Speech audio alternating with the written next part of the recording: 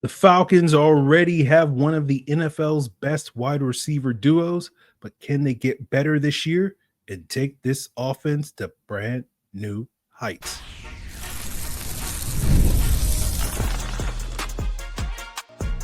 You are Locked On Falcons, your daily Atlanta Falcons podcast. Part of the Locked On Podcast Network, your team every day. Welcome back, everyone, to another illustrious episode of the Locked On Falcons podcast, your daily Atlanta Falcons podcast, part of Locked On Sports Atlanta, your team every day. And today's episode is brought to you by Game Time. Download the Game Time app, create an account, and use code LOCKEDONNFL, and you'll get $20 off your first purchase. Now, if you do not know me, I am your very humble host, Aaron Freeman, a.k.a. Mr. Drew, a.k.a. Sirius Black, aka Mr. AKA, and I've been covering the Atlanta Falcons for almost 2 decades, formerly at falcfans.com, RIP, still going strong on this illustrious podcast. And I thank each and every one of you that goes strong with me as everydayers. That means you make this podcast your very first listen each and every day.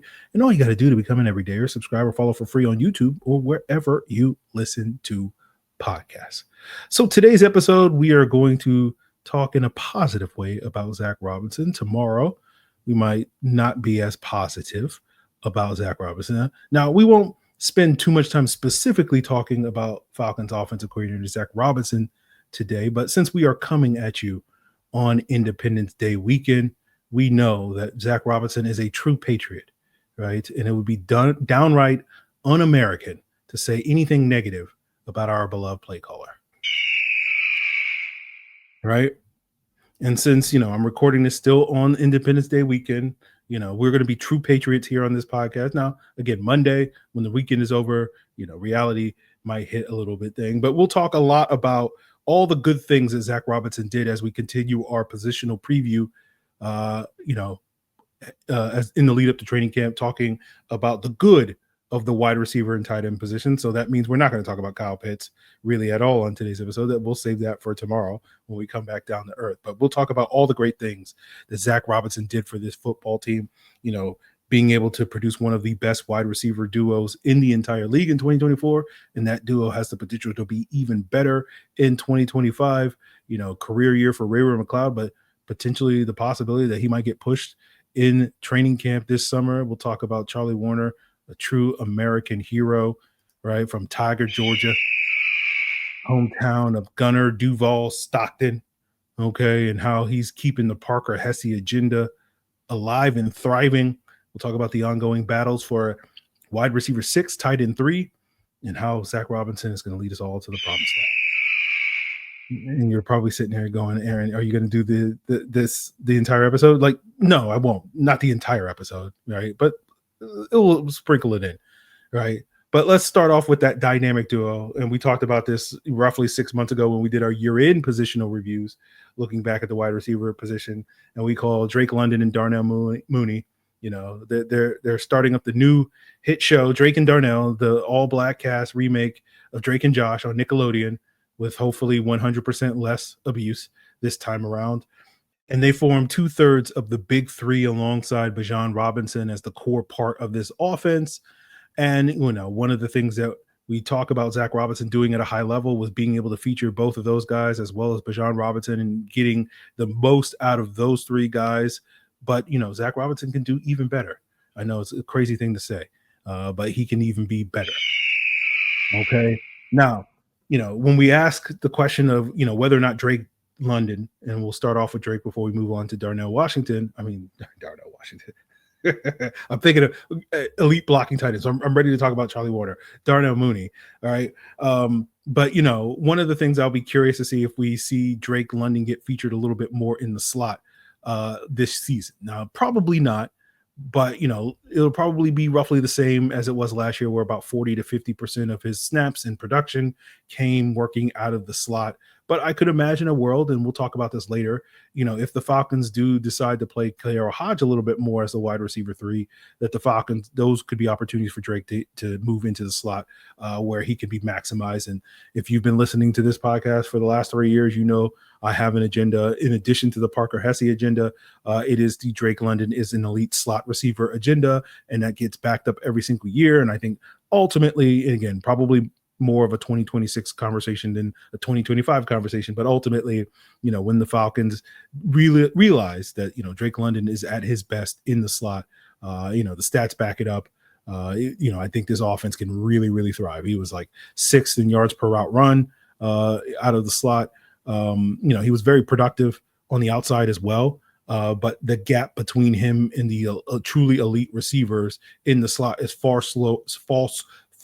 smaller than it is between when he lines up on the outside. But, one of the areas that we're wondering if we'll see some improvement, and we talked about this earlier this summer when we broke down Drake London along with the other top receivers in this offense's route tree using some of the data over FT and fantasy, was that Drake wasn't nearly as productive on some of the vertical routes as he had been in the past, right? So will we see more of those back shoulder fades and 50-50 balls on go balls and whatnot, more from Drake London that we've seen him shine on in the past? Will we see more of that this year that the Falcons really didn't start incorporating into their offense until very, very late in the season? And, one of the other reasons why we believe that Drake London can be better this year is playing with Michael Penix, right? Particularly if defenses do the thing that we've talked a lot about this summer, trying to sort of scheme away that deep ball by forcing the Falcons to have to play more of a dink and dunk style, playing a lot of the too high coverage shells and whatnot.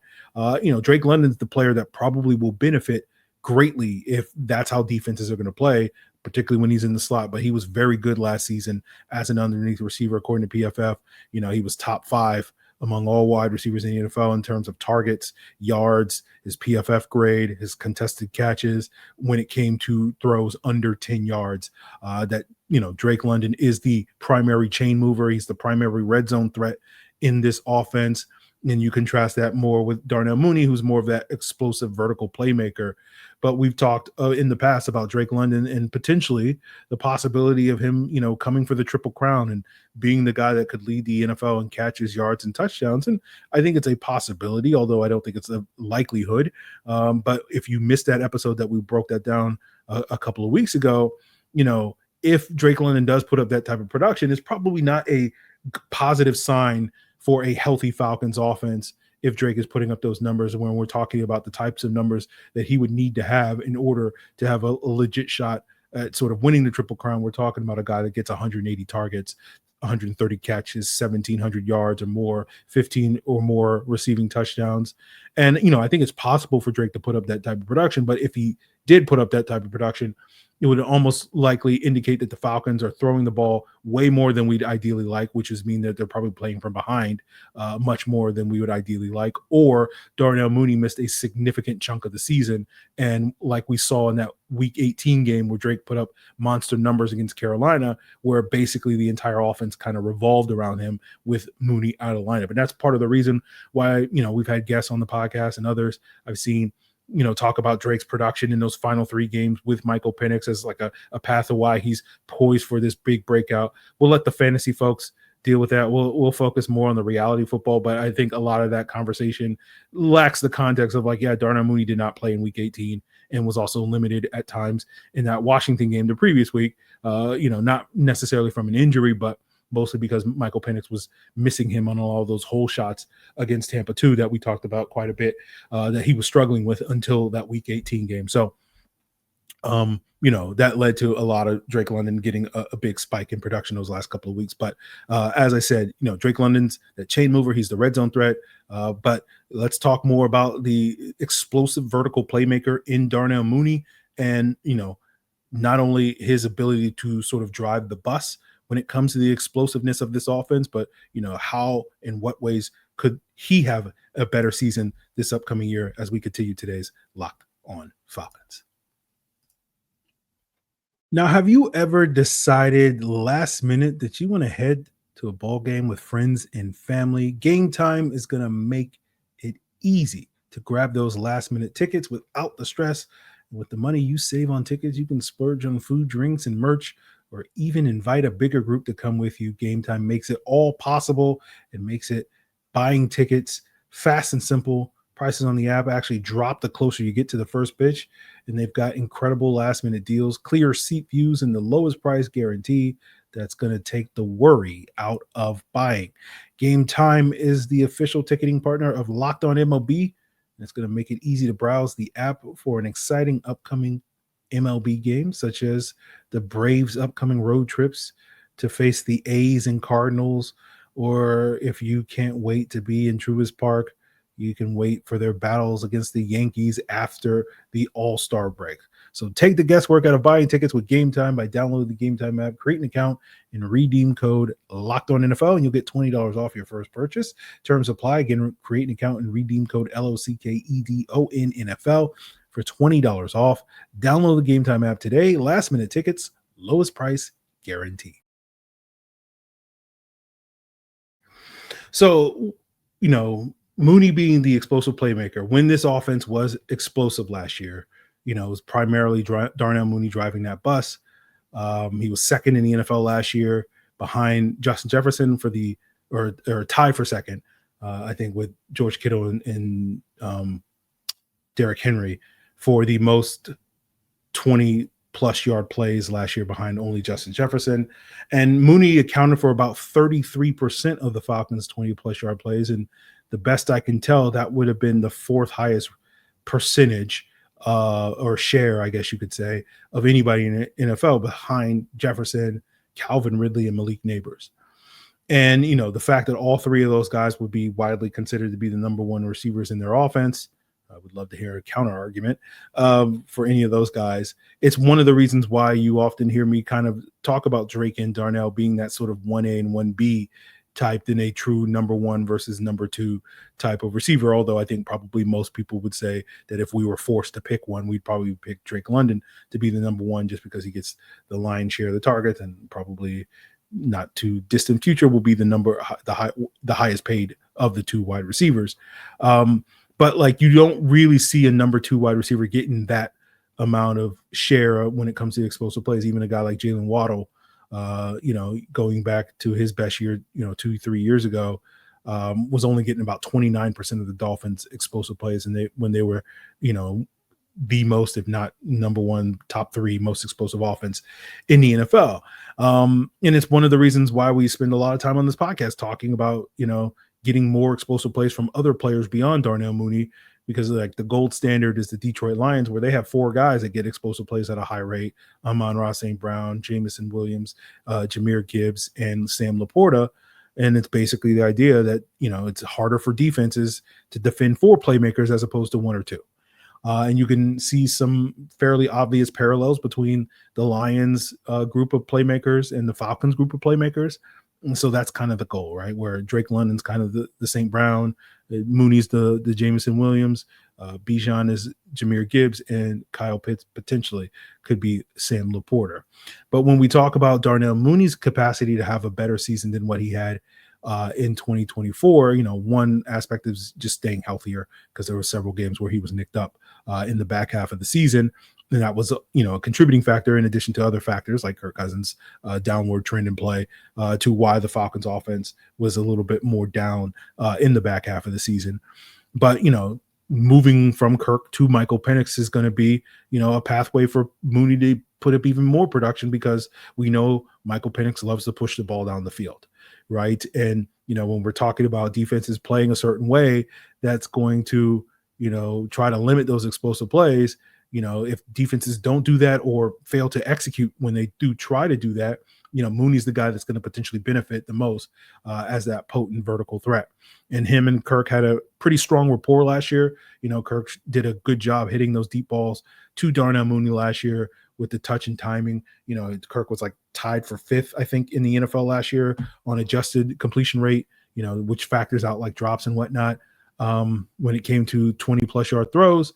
And Michael Penix was not far behind that, but as I've said before, we're not expecting Penix to hit those deep passes at a significantly higher rate than what Kirk Cousins was, but we do expect Penix to be much more willing to push the ball down the field. And, we did the math previously, and I think it basically worked out to be if Penix, pushes the ball down the field at the same rate he did last year over the course of a 17-game season, it will result in roughly, around 17 more explosive plays across the season, just off of the deep passes than what the Falcons were getting last year in this offense. And so that really does a lot to, elevate. And obviously, we hope that, more other guys get, a share of that plays. But if you're betting on one player to benefit from, 17 to 20 more explosive plays this year, Darnell Mooney would be a great bet in that regard. And so when you look at this dynamic duo, it's going to be important to see what types of years both of these guys have,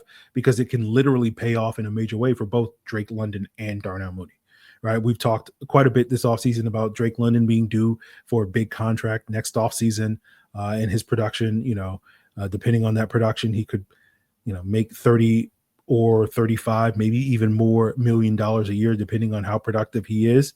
But one of the things we haven't really talked about is, the potential financial stake that Darnell Mooney has on this upcoming season, because after this season, 2026 is going to be the final year of Darnell Mooney's 3-year contract that he signed, last year.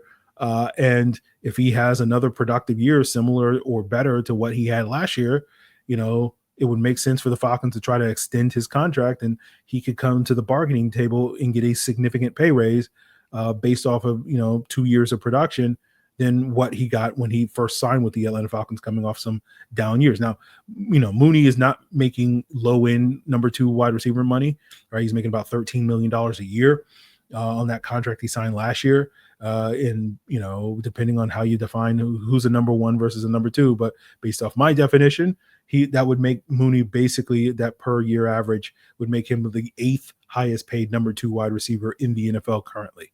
But when you look at the top 3 guys that are the top 3 highest paid number 2 wide receivers, that's T. Higgins, Jalen Waddle, and Devontae Smith, they're making almost twice as much money. All 3 of those guys are making between $25 and $29 million a year.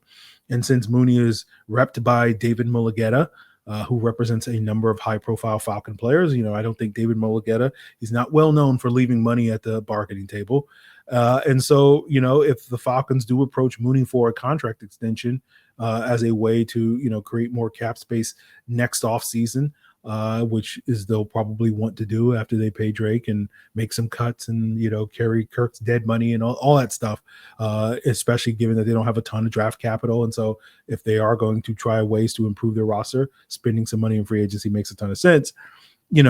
I think if Mooney gets approached for that contract extension, depending on how this season goes, if he has another season on par with this past year or better, I know if I was in David Mulugeta's shoes, I'd be like, yeah, my guy deserves $20+ million now. So, he could be due for a significant pay increase. But, that obviously getting into the weeds of how much Mooney's market is going to be, we'll be able to have a little bit more of an informed opinion in 6 months should, things go according to plan with Drake, Darnell, and Michael Penix, of course. So, this Drake and Darnell show that we're starting up, in the next 9 weeks, that's coming, to the small screen near you, not only will be a very popular show, but could be a very expensive show in the future. So we'll see if that comes to fruition, and we'll wrap up today's episode talking about, the remaining wide receivers, Charlie Woerner, as well as the ongoing competition at both wide receiver 6 and tight end 3 to wrap up today's Locked On Falcons.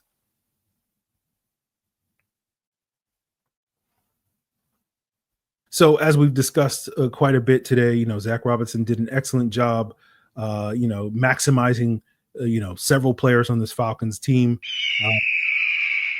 You had a career year from Ray-Ray McCloud. His 2024 numbers were basically the same as his previous 3 years combined.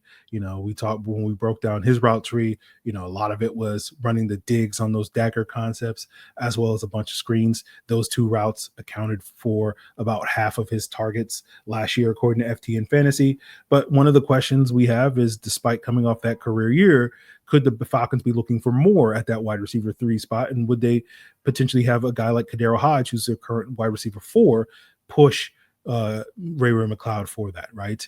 And we saw late in the season against Washington, Hodge start to eat into some of Ray-Ray McCloud's snaps. And in theory, for what the Falcons are looking for at that F wide receiver spot, that slot receiver, Hodge does bring a little bit more size at that position, right? When you look at the trio of wide receivers, Mooney is the X wide receiver, Drake London is the Z, and that slot receiver is called the F. And we're not going to get into the nitty gritty, but, basically you're going to line up in the slot.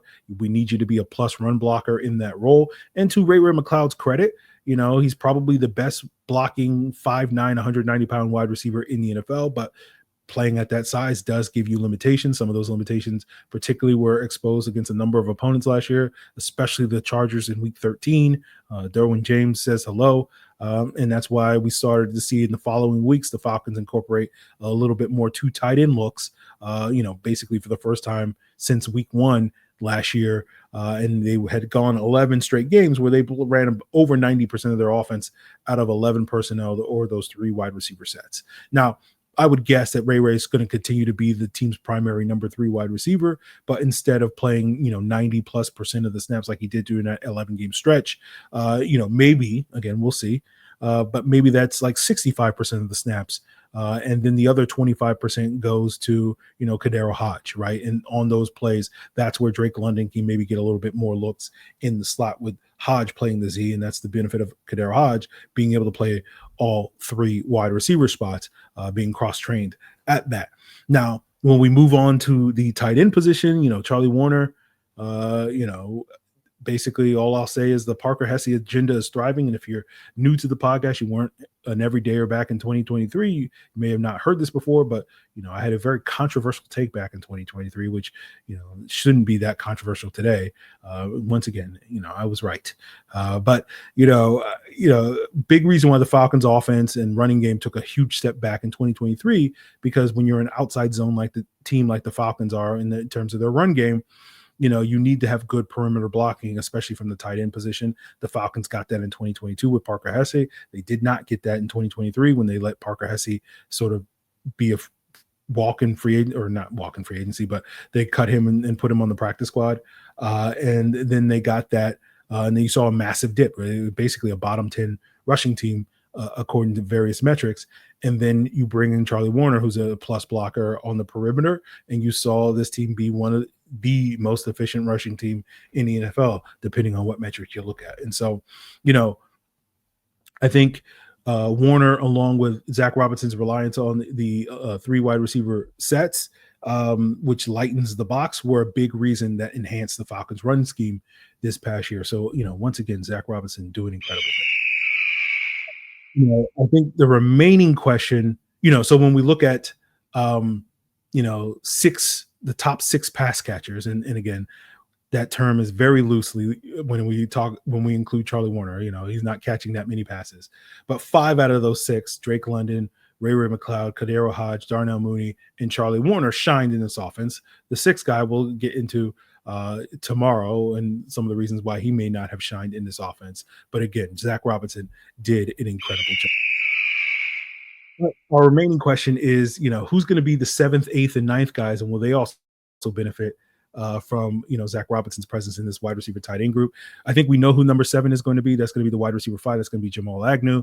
And assuming he's healthy and not muffing kicks in camp, he'll be basically the Avery Williams replacement, and be the second kickoff returner alongside Ray-Ray McCloud and the team's primary punt returner. I think the Falcons will keep 6 wide receivers. So I feel like everybody else is kind of fighting for one spot. It's possible they could keep 7, but that would need 2 guys to really kind of ball out this summer. I think they'll keep 3 tight ends as well. We'll talk later about, that competition. But I think for that last wide receiver spot, it's a complete toss-up. A lot of people are higher the undrafted free agent out of San Jose State, Nick Nash. When I did my early May roster prediction, I had Casey Washington make it as a wide receiver 6, mostly because of his impact on special teams. I think special teams is going to really matter for that last spot, but it could be Nick Nash, it could be Casey Washington, it could be Chris Blair, Quincy Skinner, the other sort of under the radar undrafted free agent, Makai Polk, as well as others in camp.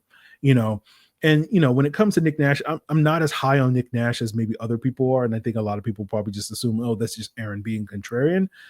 No, but it's mostly because I have, critical thinking skills and think for myself.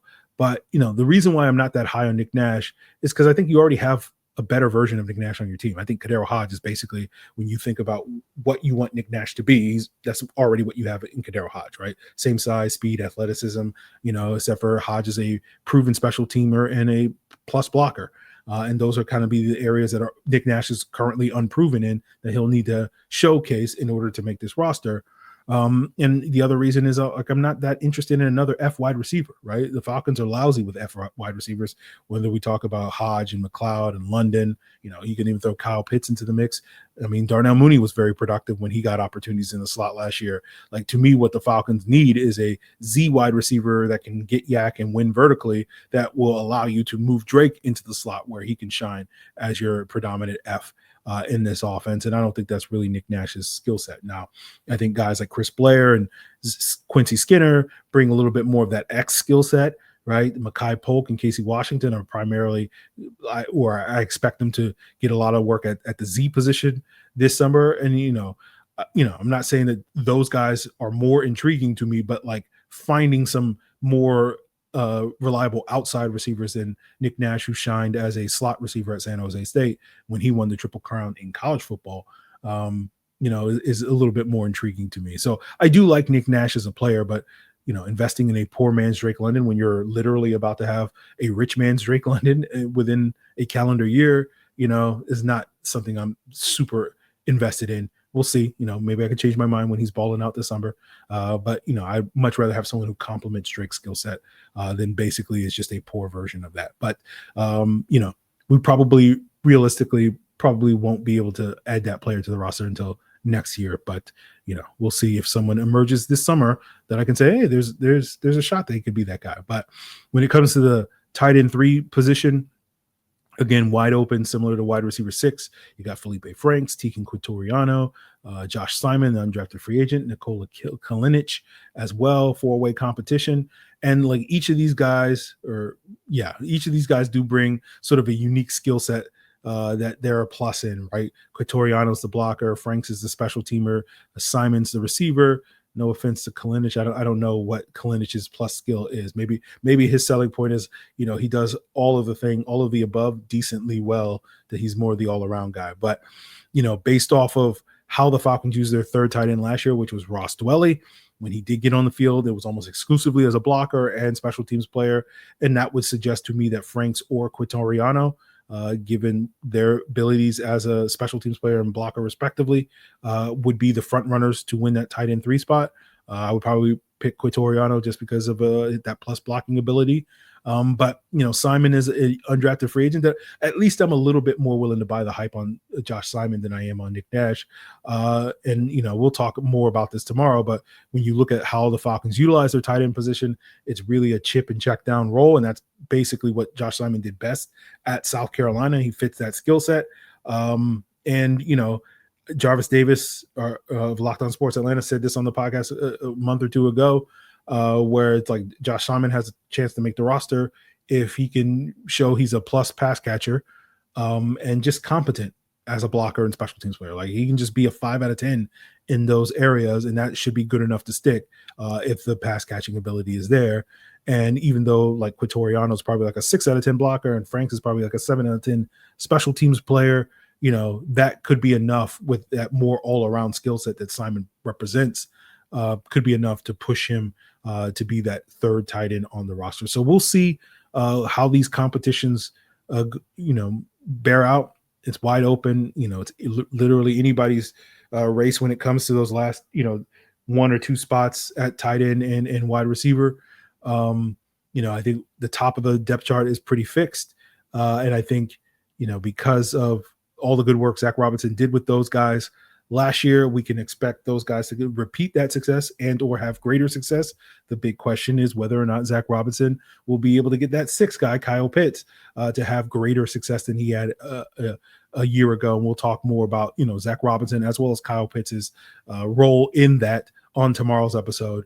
Because again, we can't when we talk about Kyle Pitts on this podcast, much to the chagrin of, I'm sure, some of my listeners, that's not a 10-minute conversation. We got to devote, at least 20 minutes to that whole conversation. So that's what we'll do on tomorrow's episode. I'm sure later this week we'll be getting into, more Kirk Cousins conversation because of the quarterback documentary dropping on, I think, Tuesday on Netflix. So that I'm sure myself and Jarvis will be talking about that at the end of the week. But we'll see if there's anything that comes up that immediately requires our suggestion. Hopefully we'll also get into the offensive line breakdown later this week and talk more about diversifying the run game. And, that's how Zac can prove himself to be a greater Patriot,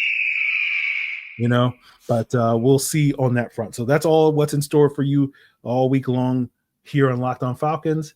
And, continue to make us your first listen. Check us out on YouTube or wherever you listen to podcasts in order to do so. And, of course, check out Locked On NFL Scouting with Kyle Krabs and Joe Marino as your second listen. Or if, we're doing eagle screeches. Technically, that's not a American bald eagle screech. That's a red-tailed hawk. And if you want to get more hawk screeches, in your life, check out Brad Rowland and Locked On Hawks as your second or third listen. It is all part of the Locked On Podcast Network, your team every day.